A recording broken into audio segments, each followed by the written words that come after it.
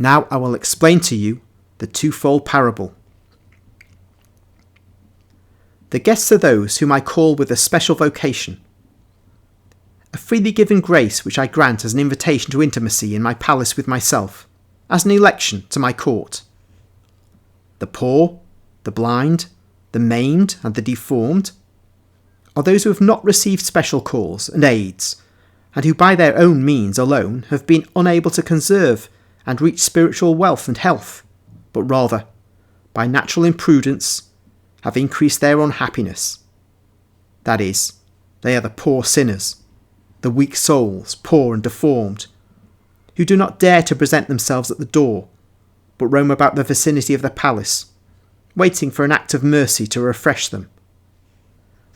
The passers-by in a rush, who do not care about what is happening in the Lord's dwelling, are those who live in the more or less revealed religions, or in their own personal one, which has a name, money, business, and wealth.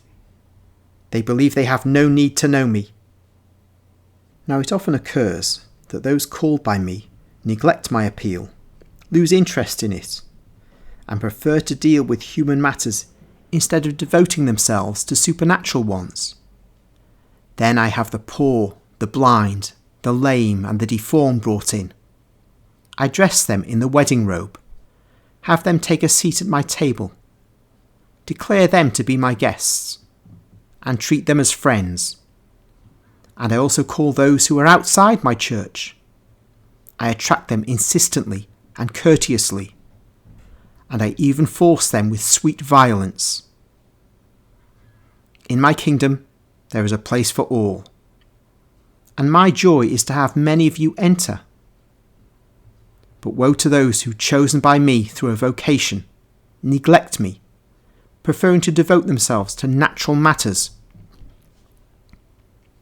And woe to those who benignly received, though not deserving to be, and robed by my magnanimity, in the grace which covers over and annuls their ugliness, take off the wedding garment, failing to show respect for me and for my dwelling, where nothing unworthy must circulate.